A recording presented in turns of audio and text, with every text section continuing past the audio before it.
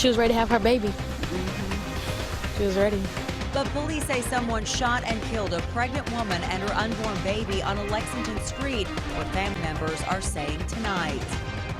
Some frightening moments at the Cincinnati Zoo today, why visitors and employees had to be evacuated. And how dozens of people gave a Central Kentucky man a birthday surprise as he battles a life-threatening disease.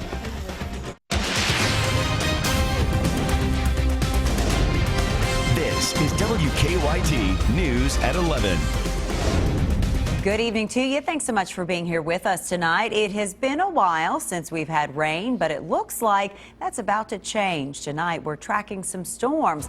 We begin tonight with Chief Meteorologist Chris Bailey and your no-wait weather forecast. Yeah, showers, thunderstorms today kind of teasing us just to our west and northwest, and late this evening, Amber, some of those crossing the Ohio River into parts of northern Kentucky. Central and eastern Kentucky in pretty good shape still, outside of an isolated shower early in the day. Raining here into parts of the Cincinnati and Covington area, and just across the border we've got flooding. So you go from dry to all of a sudden flooding here into parts of Indiana, courtesy of these thunderstorms that have a lot of moisture to work with. Another thunderstorm has popped here to the west of Louisville. Earlier, we had showers and storms across western Kentucky. A lot of that beginning to dry up the farther east that it goes. Let's look at the hour-by-hour future radar. Matches up pretty well with what's going on across northern Kentucky. Let's go through the rest of the overnight. Watch our timeline here through 6, 7 o'clock tomorrow morning.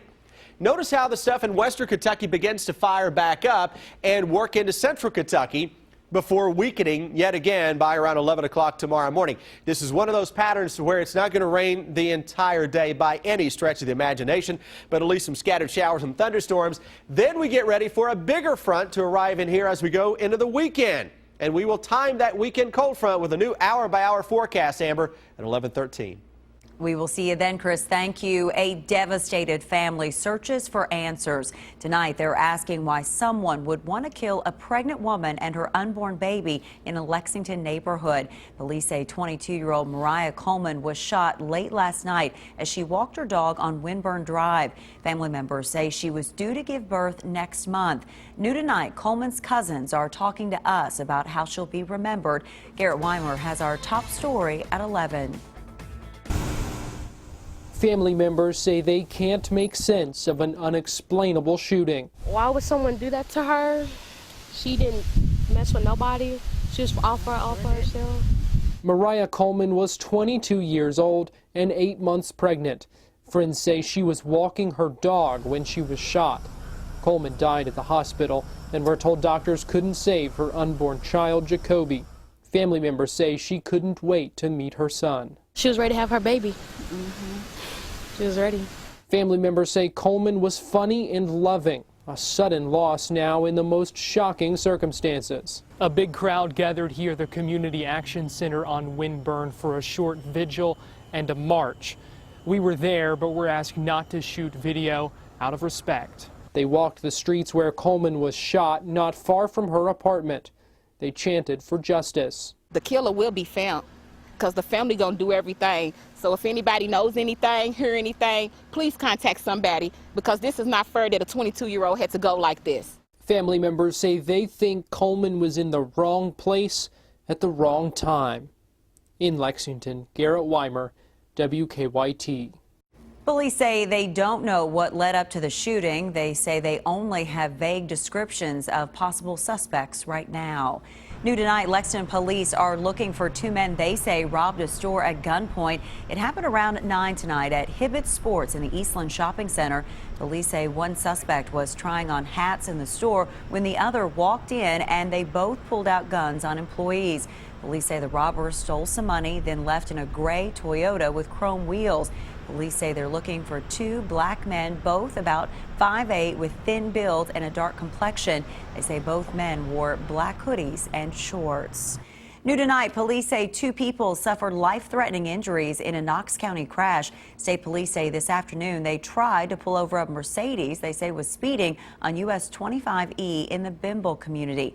But the car wouldn't stop and police stopped chasing it after several miles. A short time later, police say the Mercedes hit a tractor trailer and 3 other vehicles on US 25E near Corbin. Police say the 16-year-old girl driving the car and a 20-year-old passenger were flown to a Tennessee hospital in critical condition. They say the girl, who is from Harrogate, Tennessee, had been reported missing by her mother this morning. Also new tonight, police say a school bus was involved in a deadly crash in Metcalfe County. It happened this afternoon on Highway 1243 near Edmonton. Police say the Metcalfe County school bus and a car collided head-on. They say the driver of the car died. Police say about 15 students on the bus were taken to the hospital as a precaution, but none of them were seriously injured. Investigators are still trying to figure out what led to that crash. Tonight, Lexington police are searching for a group of men they say robbed a family at gunpoint. Police say the 3 men forced their way into a home on Lucille Drive in the Masterson Station neighborhood last night. They say the homeowners and 2 children were inside. Police say the robbers stole money and marijuana along with the family's car. People living nearby say the neighborhood is usually quiet. Very safe, a lot of just family-orientated people. I mean, it'd be nothing just to drive by up and down these streets and everybody knows your vehicle, everybody waves to you, everybody talks. Police say the family wasn't injured. They say the stolen car is a gray Toyota Camry. Police say the suspects are 3 young black men wearing dark clothes who may have gold teeth. New tonight, it appears a plea deal is on the table for a man accused of abandoning dozens of horses in Mercer County. According to our news partners at the Herald Leader, the Mercer County attorney says he's offered a deal to Charles Burrell, but the details are not known. A hearing in Burrell's case, scheduled for today, was delayed until September 29th. Burrell has been charged with 43 counts of animal cruelty. His daughter Maria also faces charges in the case. The Cincinnati Zoo closed hours early today because of a threat. Cincinnati police say someone made the threat over the phone, so police and zoo leaders evacuated visitors and staff as a precaution. Investigators didn't release any details about the threat, but police brought in a bomb-sniffing dog. They say they didn't find anything suspicious at the zoo and gave the all clear. At last check, police have not made any arrests for the threat. The zoo is scheduled to reopen tomorrow morning. Lexington police have arrested a man they say secretly recorded people in a restroom of a public library. Freddie Gillis faces a misdemeanor voyeurism charge. Police say they arrested him last night. They say he placed a camera phone in a place where it could record people in the men's restroom of the Beaumont branch of the Lexington Public Library. Police say they're still trying to figure out if video was shot elsewhere as well. Well, it is not how a Central Kentucky man wanted to spend his birthday. Tonight, he is battling leukemia at UK Hospital and hoping for a bone marrow donation. But his friends and family wanted to make the best out of a difficult situation. New at 11, Monique Blair talks to him about his birthday wish. For the most part, we all want something for our birthday. But today, on his birthday, Jimmy Thomas doesn't want something. He needs it. The only thing that can save his life, a bone marrow donor match. That's the best birthday gift that anybody could ever give me. When Jimmy Thomas found out he had leukemia one day after his birthday last year, he wasn't going to give up. And after 1 round of chemotherapy, he got the best news. He was in remission. A blessing, because all the hurt and the pain and misery that I've been through, it was worth it if it worked. But the battle wasn't over. Just a couple weeks ago, not long after going back to work, he got another call he'll never forget. She said, "Are you sitting down?" The worst words he could imagine came next. The leukemia was back. So today, for the 2nd year in a row, and because of his compromised immune system, Thomas spent his birthday from the confines of a hospital. I love you so much. Thomas's loved ones didn't let the hospital walls stop them from celebrating his birthday. Happy birthday to you. Happy birthday, dear Jimmy. Jimmy Thomas beat cancer once, but because he is African American, he may have trouble finding a match because, according to UK hospital doctors, roughly only 7% of eligible donors are African American, and patients are more likely to find donor matches within their own racial or ethnic backgrounds. So after Thomas was serenaded on his special day, Did all different areas. a bone marrow registry drive was held in an effort to help find a match for him. Love you too. Thank you. And if a match isn't found for Thomas, he still hopes amongst this birthday celebration, a gift can be found for someone else. Even if I don't get a match, somebody can. In Lexington, Monique Blair, WKYT. Well, let's hope for those gifts for sure. If you are interested in entering into the bone marrow registry, you can find more information on our website. Just go to WKYT.com. Wells Fargo Bank has been hit with historic fines from the government. In 9 minutes, why investigators say bank employees created fake accounts without customers knowing. And then why the FAA wants people who own a new Samsung smartphone to keep the devices off planes. Now, your hour-by-hour forecast with Chief Meteorologist Chris Bailey.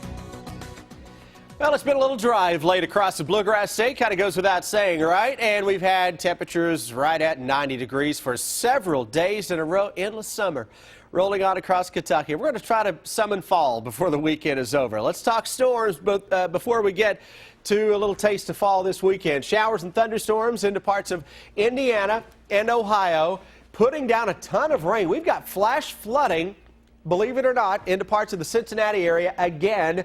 And just a few hours ago, you had nothing going on up here. That's how it is across the Ohio Valley. Feast, famine, famine, feast. You get the idea. And those thunderstorms that will develop tonight and tomorrow and into Saturday at times can put down a ton of rain in a short amount of time.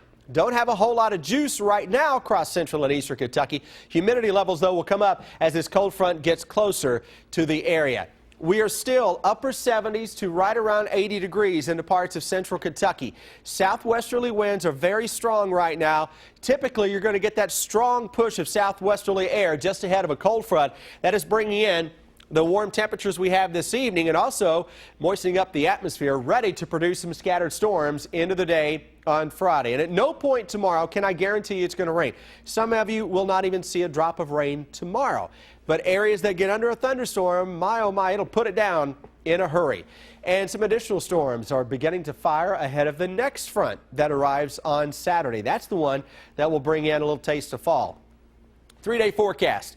Few storms around tomorrow, locally heavy downpours. Could be similar to what's going on right now around the Cincy area. We'll keep an eye on that. Saturday's an interesting day. If you have sunshine, you can make a run at 90. Winds are going to crank. We may have 30, 35 mile per hour gusts. Line of strong thunderstorms roars through the area, unleashing taste of fall for the day on Sunday. Here's a new hour-by-hour forecast that is in. Let's take you through the overnight with this. And notice how it brings a little shower and thunderstorm complex into parts of north central Kentucky early tomorrow. Noontime, more in the way of clouds and scattered thunderstorms. Told you it's not going to be an all-day rain. Could be a shower or thunderstorm out there, high school football fans, tomorrow evening.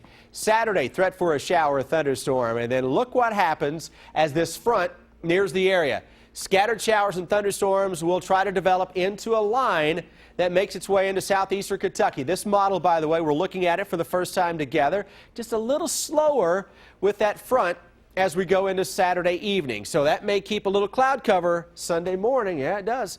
With that slower arrival of that front, look at the clouds southeastern Kentucky. And with a setup like that, you're going to get some blue skies late in the afternoon and temperatures that may stay in the 70s for a high on Sunday. Now, that is typical for this time of year, but because it's been so darn hot of late, how good is mid and upper 70s going to feel around here? Could be close to 50 on Monday morning. We'll watch an interesting setup into next week as we may spike it up toward the low and mid 80s again Tuesday, Wednesday, maybe Thursday ahead of another system that should knock the temperatures down and give us a potential renewed threat for showers and thunderstorms. I see an active pattern setting up over the next 2 or 3 weeks, one that will feature a lot of ups and downs, and you're seeing that this weekend. And September can sometimes be like that. It for can. us, so. September's very fickle. Yeah. So a shower or thunderstorm around tomorrow, but don't cancel anything. Okay. And if you do cancel something, don't blame me. Blame somebody else, right? Go. That's right. Thanks, Chris. A special honor tonight for a longtime Kentucky congressman. We'll take you to the ceremony in 8 minutes. A stunning admission today from the country's biggest bank. Wells Fargo leaders say employees were caught opening fake bank and credit card accounts, then charging real money to customers for the phony accounts. As Mary Maloney tells us, thousands of employees are now out of a job, and the bank has been hit with a historic punishment.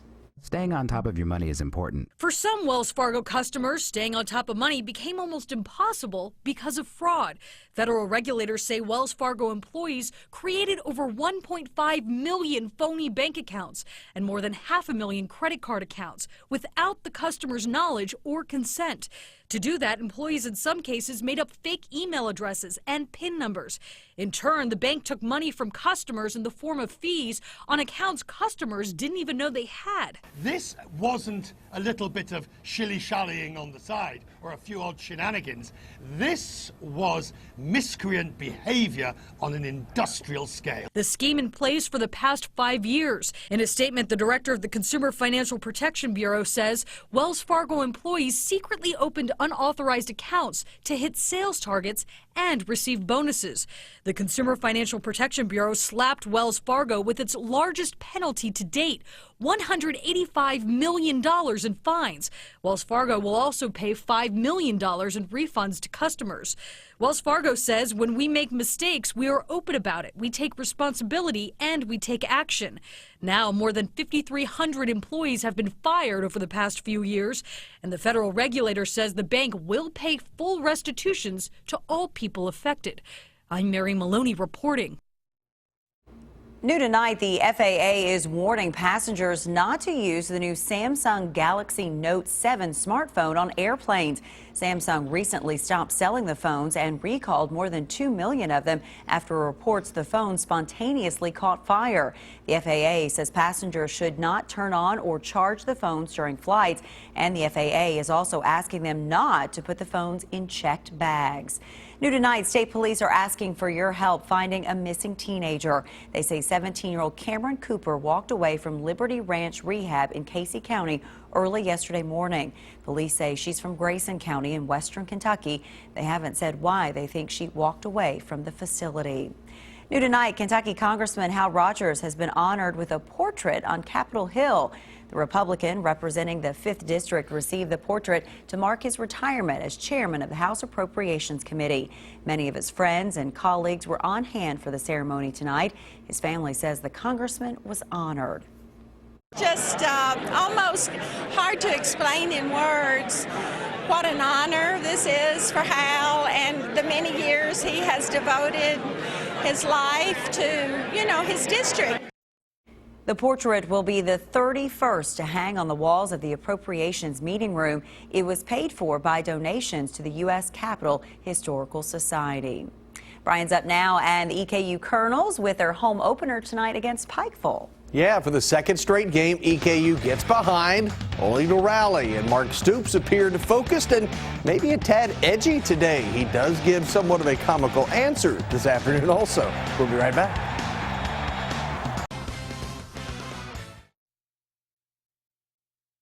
More game planned to go over tomorrow, then head to Gainesville and look to turn around their fortunes. Mark Stoops called this week a good week of practice, but also a long week. He's looking for a team effort across the board and for his guys to increase their focus heading into the swamp. I just saw guys trying to be focused and do the best they can. There's everybody can do better, and I think that was the big message is dig in and don't have any regrets and have the discipline to prepare the right way. And I saw a lot of guys trying to do that. Now, one journalist today said Stoops appeared to be edgy. He was short and quick to his points today on his answer. Stoops was asked about if he would use a 4-3 defense instead of a 3-4 defense against the Gators. We do play a 4-3. I don't know. We'll see. You want me to tell them the game plan?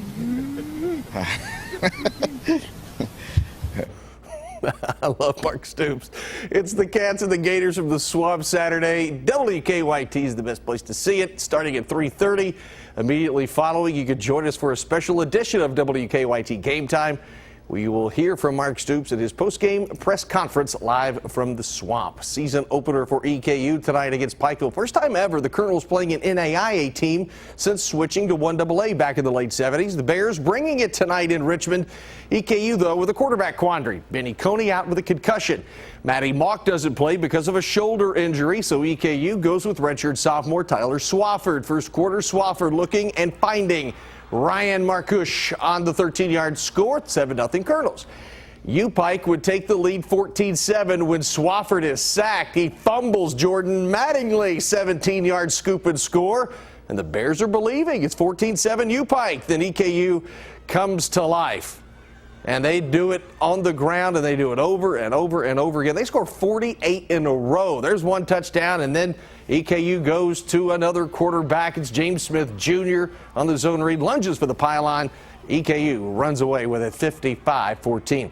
Minnesota Vikings quarterback Teddy Bridgewater undergoing surgery today on his severely injured left knee 9 days after that horrific injury.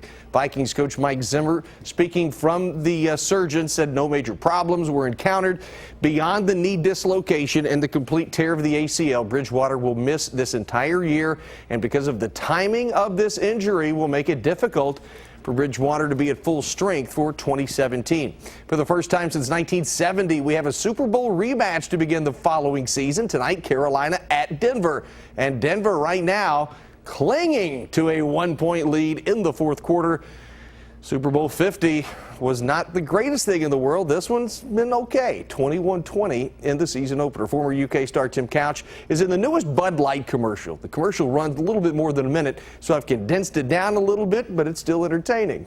Will this can repeat? Will this can make it back? Or is this your can's year? Your can's thinking playoffs. Your can's thinking Houston. Don't jinx it. Your can is Houston. So dress like this guy and play like this guy. You can't catch me. Right now, there's a 32 can tie for first. Will your can take it to the limit? Can your can finally get a quarterback? Hey. That's great. Former Florida quarterback, Heisman Trophy winner Tim Tebow out of football has signed a minor league baseball contract with the Mets. The 29-year-old will begin his baseball odyssey in the Mets Instructional League. Just look at the swing, folks. Not saying anything, just look at it. Tebow hasn't played baseball since his junior year of high school 12 years ago. If he can do it, we all can turn back the clock and get in the batter's box one more time. That's sports. We'll be right back. The Late Show with Stephen Colbert is less than a minute away here on WKYT. Tonight's guests include Jessica Alba. Sorry for laughing. That's what happens when you're out here with these two. With the brothers. Who have been trying to figure out, yes, my big brothers here, have been trying to figure out how they can get back into baseball after seeing. Well, I'd love to. My mind has never left. The body left years ago. That's a fact. I'll try to get back into softball. Want to stick to weather? Is that what you know? I think so. 84 tomorrow, scattered storms, better by Sunday. All right, myself and my TV brothers say goodnight. We'll see you tomorrow. Pull the hamstring.